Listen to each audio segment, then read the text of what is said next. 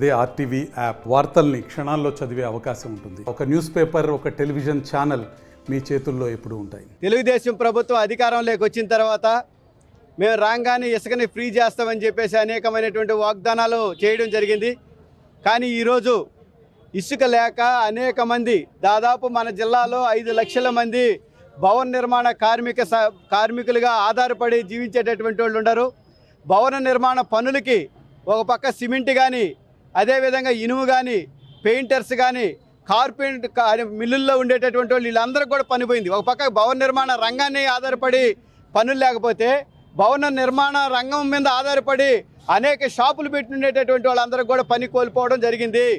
ఈరోజు ఒక ఇల్లు కట్టాలంటే ఇసుక లేక మొత్తం బేల్దారుల దగ్గర నుంచి, కూలి పనుల దగ్గర నుంచి, కార్పెంటర్ దగ్గర నుంచి యావత్తు మొత్తం ఆ రంగంలో పనిచేసేటటువంటి 40 రకాల వృత్తుల వారు ఒక ఇల్లు బేస్మెంట్ కట్టిన దగ్గర నుంచి గోవుని తిప్పేంత వరకు దాదాపు 40 రకాలైనటువంటి వృత్తుల వారు పనిచేస్తారు. ఈ వృత్తుల అందరూ ఆగిపోయారు. దాదాపు లక్షలాది మంది, దాదాపు మన జిల్లాలో అయితే 4 లక్షల మందికి పని లేక అయ్యో రామచంద్ర అనేటటువంటి పరిస్థితి ఈరోజు చూస్తున్నాం. అందుకని ఏదైతే రాష్ట్ర ప్రభుత్వం ప్రవేశపెట్టింది ఇసుక పాలసీని, ఆ ఇసుక పాలసీని వెంటనే అమలు చేసి అందరికి కూడా ఇల్లు కట్టుకునేటటువంటి బిల్డర్స్కి కానీ, భవన నిర్మాణ రంగానికి కుబేలయ్యేటటువంటి పరిస్థితి ఇసుక లేక మనం అందరం కూడా చూస్తున్నాం. అందుకని ఇసుక లేనటువంటి పరిస్థితుల్లో భవన నిర్మాణ రంగంలో ఆధారపడి జీవించేటటువంటి వాళ్ళందరూ ఈరోజు కలెక్టర్ ఆఫీస్ దగ్గరికి రావడం జరిగింది.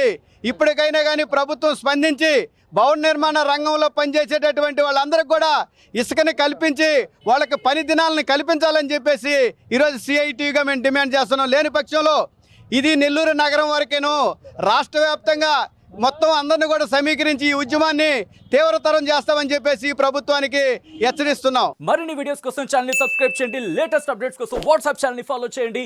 అండ్ లింక్ డిస్క్రిప్షన్ లో ఉంది.